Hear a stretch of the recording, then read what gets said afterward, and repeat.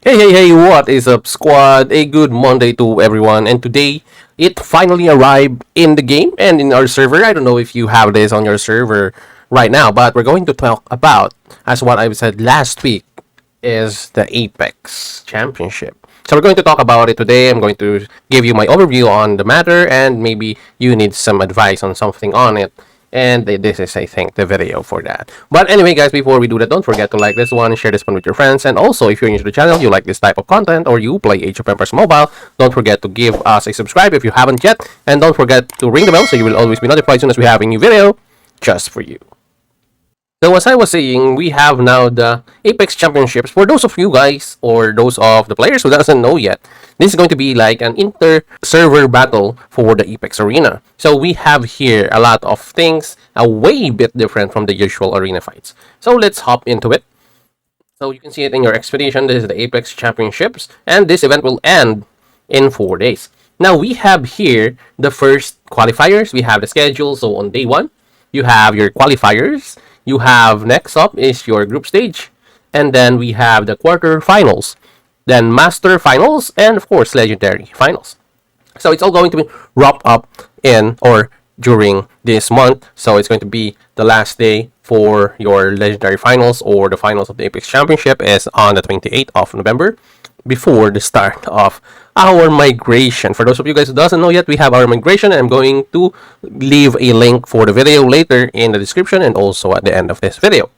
But anyway, let's move on back to our Apex Championship. So as you can see here, there are players that are going to be already automatically placed on the group stage. If you are always on the top 20 of your Apex Arena, you're going to have the privilege to be on the top or on the group stage right away. So some of our players and other servers players are actually in the qualifiers. So as you can see, this is the list of your top 48 qualifiers that can advance in this group stage. So they have to battle it out in the qualifiers so that they can move on to the group stage. So we still don't have points for them yet. No advancement at the moment. But anyway, I think we're going to have them later on.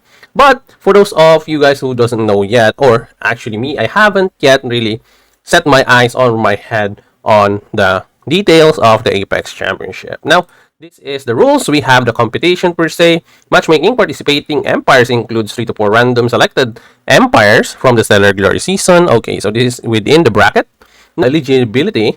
Players ranked from 1 to 20 from most recent Apex arenas, I've said weekly settlement, directly advance to the group stage. Then players ranked 21 to 200 advance to the qualifiers. So we also have a bet on this, which is actually a good thing, but don't worry, this is not real money bet. This is just a coins bet, specific or exclusive for this event. You will use this champion coin, okay, in the store, and you can buy some rewards there, and we're going to talk that in a bit. So the bet opens after the group stage ends. All players will receive 2,000 champion coins upon opening, then which can be exchanged for various items in the Apex Store, as I've said.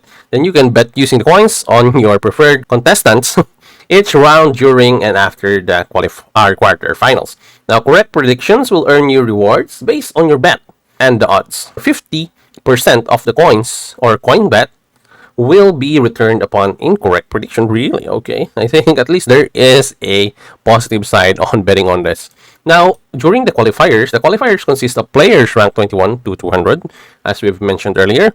So, also, each player will compete in 20 matches, with 5 minutes interval between each match. Final rankings are determined by points, number of wounded units, and power rankings. Now, the number of wounded units is the total of all your wounded units recorded in the current round's battle reports. This is for statistical purposes only, I think, but this is going to be a huge help for the players who want statistical reports like this, especially me. And healing is not required. Now, the top 48 players from the qualifiers will advance to the group stage. All remaining players who failed to qualify for the group stage will be ranked 16th in the group stage for settlement and prize distribution at the end of the competition. So I think that's clear because it's it's a direct to the point kind of detail. So next up we have the group stage, which is we are part of right now. So the group stage includes players ranked 1 to 20 in the weekly Apex Arena. Now, for those of you guys who doesn't know, we have ranked 18th in the arena, and I think they're going to be um, referring or depending the rankings or the battles between the servers that way, depending on your rank. So I think the lower the rankings you have, the lower the rankings you're going to face with the other players. But anyway, moving on, along with the top 48 players from the qualifiers, group stage players are evenly divided into 8 groups for round robin matches with one match every 10 minutes. Final rankings are determined by points. The first and second place players from each group advance to the legendary quarterfinals. Ooh. While the third and fourth place players advance to the master quarter. Oh, okay. So only the first and the second are going to advance to the last day, while the others are going to be, I think, like a secondary match with the master quarter finals. At least it's going to have, at least you're going to have a second chance, even if you doesn't or you don't place first or second in that matter. Now for the quarterfinals, the legendary and master quarterfinals are held simultaneously. It means at the same time. Now, the legendary bracket features the first and second place finishers from each group, while the master bracket features the third and fourth place finishers. Now, matches follow a best of 3 format with one match every 60 minutes. Ooh, every 60 minutes. And troop changes will be locked 10 minutes before the match begins. So we're going to head to the troops in a bit. Now, finals, the Master and Legendary finals include the Final 4, semifinals, finals, and championship matches held consecutively. So it means right after the other. Now, with 2 hours between each round. Oh, 2 hours between each round. That's a long time. But anyway, at least you will have a time to change or edit your lineups in that matter. So for those players who are in this, I think they're going to be whales or krakens because you can actually change your lineups or depending on what build you want to try. Actually, this is a good thing. So this is where you can actually apply your builds depending on what you think is best. And technicality is, I think, going to be a huge thing here. So strategy is also 1 point. Now, Glory Showcase. The champions and runner-ups of the Apex Championship will be announced, and ranking rewards will be distributed to the participants. Okay. So, troop editing time. Now, participants can configure their troops 10 minutes before their match begins. Once the countdown ends, the troops are locked until the current match concludes. Now, once the match starts, the battle between the two sides will proceed automatically, with no need for player operations. After the match concludes, you can view the battle rewards. Oh, okay, so it will proceed automatically once the match starts. Okay, no need for player operation. Okay, so it's going to be an auto battle. You're just going to know. Prioritize rows. First, prioritize enemies in the same row as your troops. Okay. Prioritize front row. Okay. Second, if multiple enemies are in the same row, prioritize front row enemies. All right. Finally, if there are no enemies in the same row, so you're going to need to know this details. Prioritize the nearest enemy. All your troops recover. So we have here the build or your lines or lineup or line formation on how you do things. So here is what we call the line formation here. So you're all in the front, or even if you are all in the back, you will receive or your troops will recover rage per second. So that's the good thing about this. Then we have wedge formation. So this is going to be how it looks. You can actually use this on the other side also. You have 3 there and 1 over here. Now, front row troops active skill activation chances increased by 5%. Damage by 8%, which is going to be huge for the swords user. If you're going to ask me on how this goes, I actually have a thing in mind, but I don't know if those of you guys who already know, but I'm waiting to coach you guys for that one, and I'm going to talk about this one in a bit. So we also have the flying geese formation, which is the counterpart, I think, of the wedge formation. So here, back row troops critical strike rate plus 10%. Now you know already who is going to be the, the hero here in the back for this one. Then secondary strike skill damage plus 13%. So you already know who will benefit from that. So actually the lineups here matters on how you position your heroes because it will give you boost in that matter. Now joint square formation, this is how it would look. So it's just 3 at the back and 1 on either side, and instead of in the middle. So front row troops passive skill damage increased by 5%. Critical strike damage taken of the troops by negative 5% now. I know already, or you know already, who those players are or who those heroes are. Now for the stone formation, which is I think a good type of defensive lineup. For the first 18 seconds of the battle, front row troops gain 25 or 12% damage reduction. So they will receive damage reduction for 18 seconds for 12%. That is a huge thing there. Now we have next the huge or the square formation.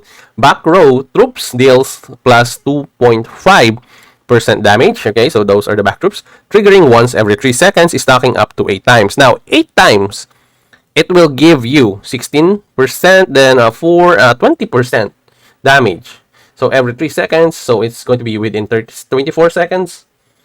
So as you can see, it's going to give you 20% for the 8 times. It's 20% damage after 24 seconds, but within that specific time, you will still add on damage every 3 seconds. So 2.5, then 5, then 7.5, then 10, and so on and so forth.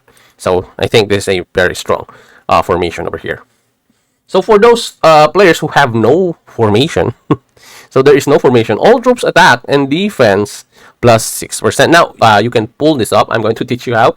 So all troops attacks and defense are plus 6%, which is actually a neutral type of additional bonus. Comparing it with your line formation, which only will give you rage, we're going to head there right now. Okay, so right now, this is my lineup. This is how I do it. I am using the square formation because I have 2 of my damage dealers in the back and 2 of my tank heroes in the front.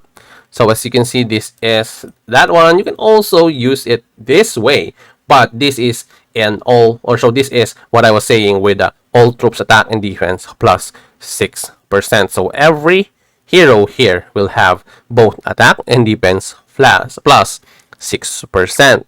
Now, if you move it back here, you will have the square formation. If you will do it the other side, you will still have the square formation.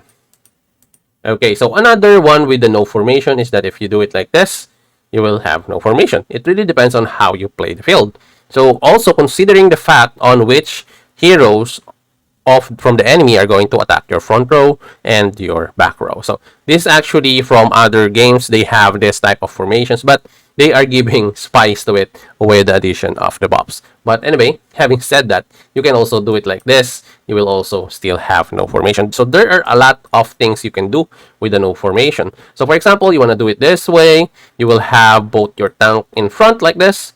It will give you still the bonus of the no formation.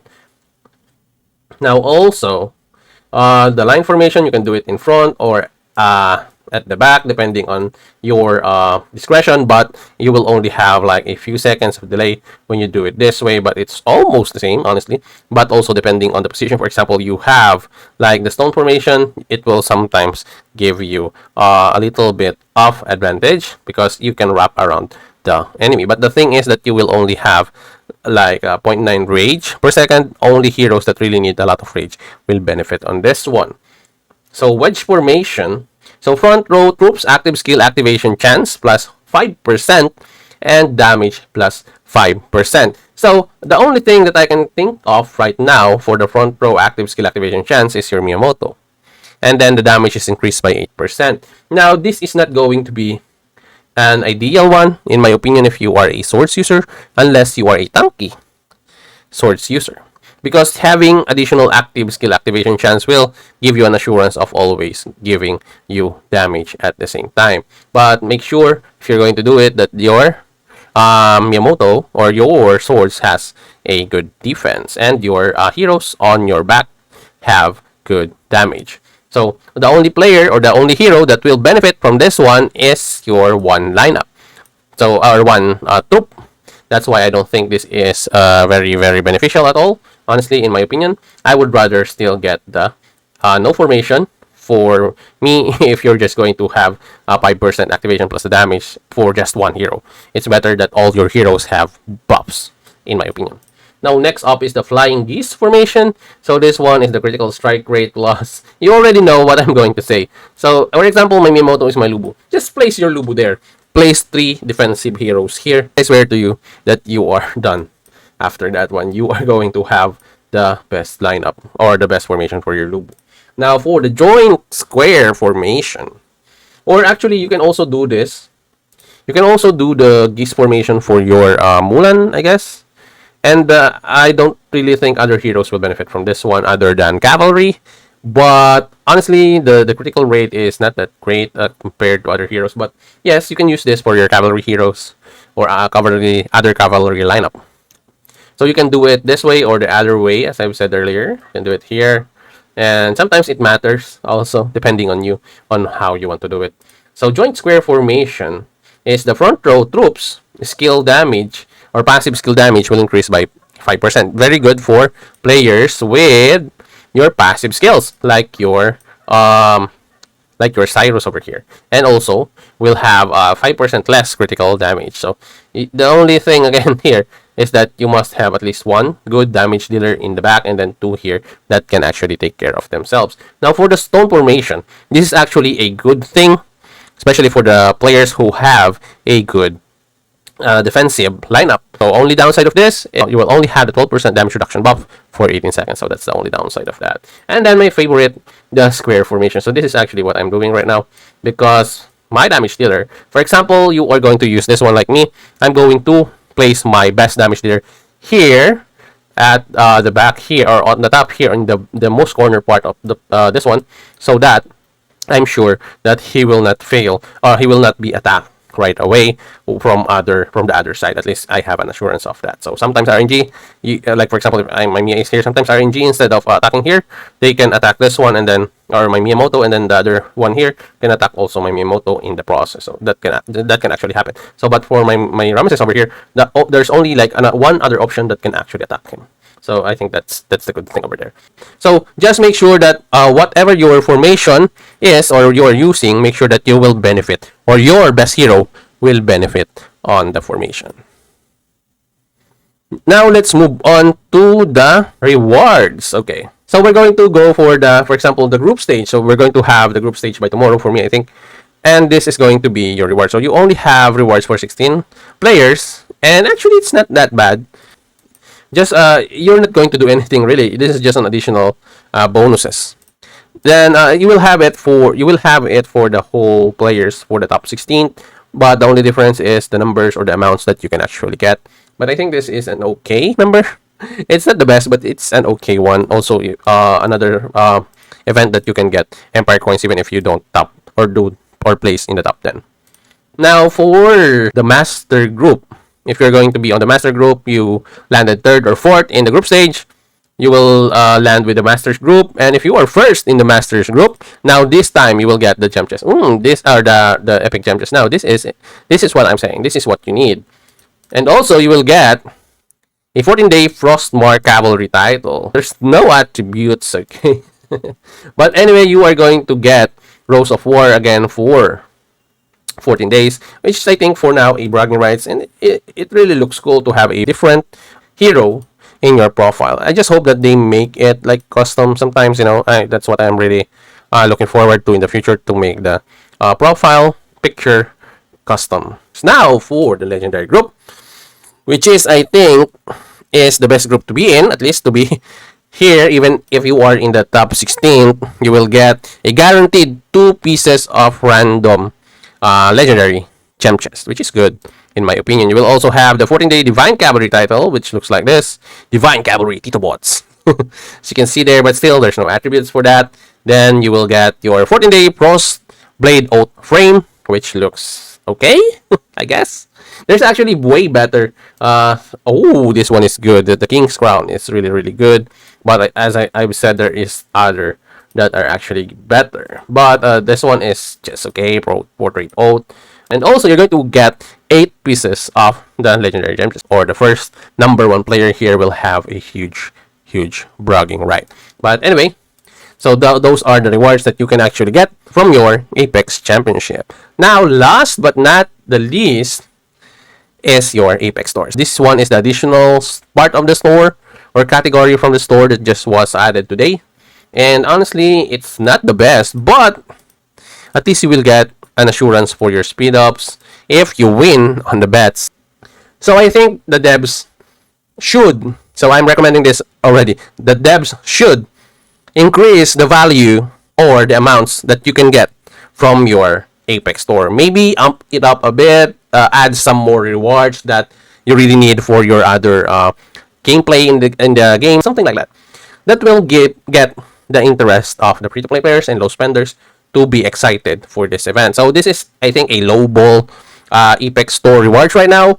But if they will have more on the Apex Store and they have a chance to win a ton of champion coin, even if you are a low spender, mid spender, but you are a good better, you will have a really interest, or you will get a lot of interest from the other players that aren't or can't be or cannot really purchase a lot of things in the game. So it will give them at least a few ways to enjoy this Apex Championship. May it not be on the battles itself or the rewards from the event, but from the store, from getting the bets in and winning from that, I think is still a glorified feeling for them. It's still going to be like a triumphant event for them. So they're going to have a lot of more interest on the Apex Championship.